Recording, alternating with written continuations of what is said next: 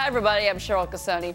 For the entire hour today, I have got James Frischling, co-founder and president at NewOak Capital and FoxBusiness.com, star reporter, Mr. Dunstan Pryal. Plus, we've got the But the incoming data is actually relatively more positive than negative. Is it, James Frischling? Is it real positive, all the data that we've seen? Because the markets back in August, when the econ data was rolling in, had a very negative reaction. And I think the data is mixed, and I think it goes back to a tale of two economies. You have people and companies that can borrow with ease, and thanks to the Fed's commitment to keeping rates low, I think their investment portfolios are doing really well. Then you have the other economy where you have high unemployment, you have low consumer confidence, and you have a dismal housing situation. So it's the worst of times for that group. Do you think the Fed and specifically Chairman Bernanke understands that the gap between these two economies is in fact growing and is not contracting whatsoever? Catherine, that's for you. Can you answer that? Right. Well, I think, there is a gap between the two economies. There's no question about that. What the Fed could do is alter the types of assets that it chooses to purchase when it undertakes the QE2. Buying U.S. Treasuries is really, in my view, not the direction to go.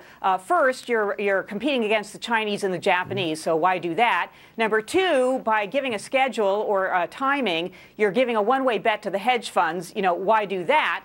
Rather, the Fed could think about buying packages of SBA-backed guaranteed loans that would complement the Treasury program that was just passed in legislation and would target the most credit-constrained part of the economy. So if the Fed is going to move forward with QE2, it really makes sense to target it more effectively, not just by trying to get the U.S. Treasury bill rate down. James?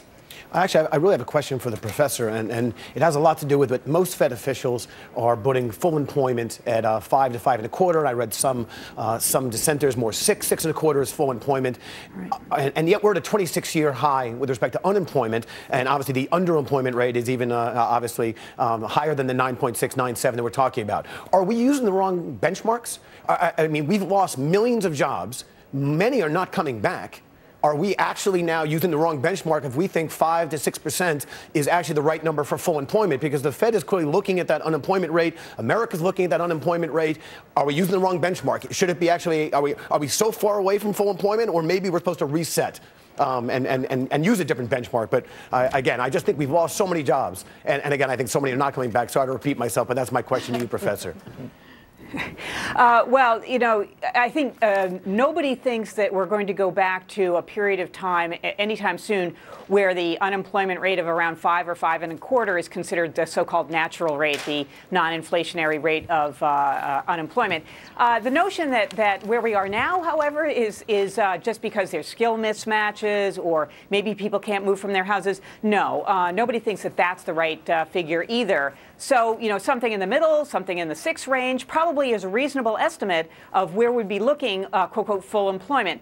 Now, I want to bring in another point, though, about potential target mismeasurement, and that is the inflation rate. Of course, the CPI came out this morning. It was quite low. It was below. It was at about 0.1%, ex-food and energy. One of the important components of the CPI, it accounts for 30% of the CPI, is shelter, and that was down by 0.4%.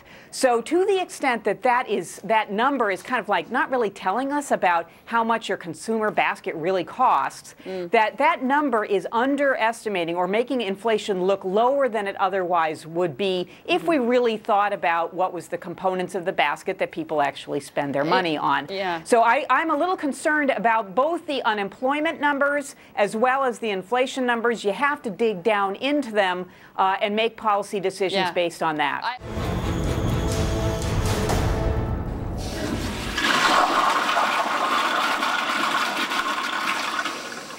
Nice pictures, right? All right, we're calling this one, they're flushing your money. You're not going to believe this one. New York City's council has passed a new law for, get this, dual flush toilets.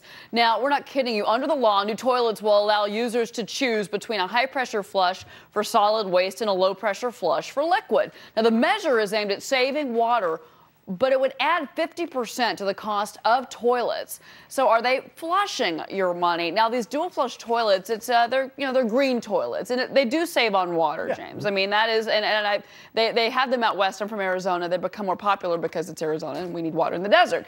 Having said that, is it right for us to legislate this, force businesses to put these in when they've got other problems they got to deal with right now? No, and I think that is really the big question. I'm not going to sit here and talk about not wanting to protect the environment and not wanting to conserve water. Those are obviously issues such as who's going to argue against motherhood or apple pie. So or New York, or New York against the Yankees right now. So I'm fine with conserving water. But the question is the issue of the business of being green.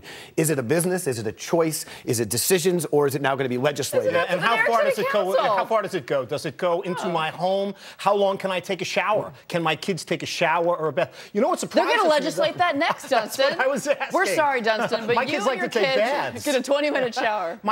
It surprises me, though, because just yesterday the city council got a little bit of, there was some reason over there, and the city council president Quinn nixed a plan to force restaurants and other businesses for paid days off. So it's surprising that something like this would slip through, where it would require businesses to do something that at the moment is ecological, but we're not sure whether it's, so I'm surprised that it passed through. Well, they're very popular in Europe already, but the European versions don't fit the stringent rules that they're trying to place here in this country. So I also think quite frankly, a lot of American plumbing is a lot older. It's going to cost a lot longer to go back in and redo it and all the rest. On the East Coast, that's an issue. On the West Coast, it's actually not.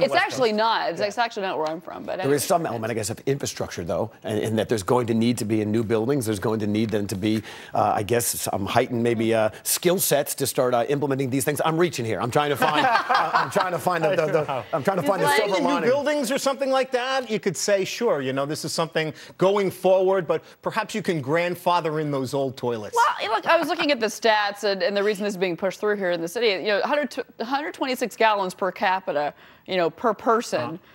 In this city of water used every day. They're saying it will decrease water use. So that's a good thing. It's fine. I know what you're saying about the environment, but do you really need to force these? They're talking in 2 years. It's a very quick turnaround they want to do.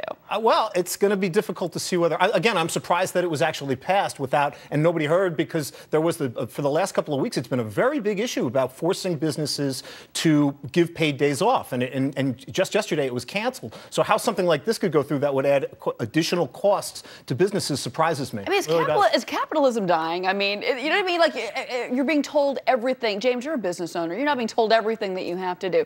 You have to give everybody health care. You have to give them this much coverage. You have to pay the. Days off? The wage has to be. I mean, it's just. I wonder if we're just going too far, and this is just another example of that. And look, before the show, we were talking about looking at. I'm a small business owner, and our costs are going up across the board. Yeah. So I'm not going to say this is contributing to it, but it's certainly like a green tax. We're going to talk about that actually after we take a quick commercial break. So don't go anywhere, everybody, because James has some very interesting points on this next topic. Small business wins around in its case to overturn the new health care law. We speak with one of their attorneys on the challenges ahead, and also James is impacted as well. That's on Fox Business, giving you the power to prosper.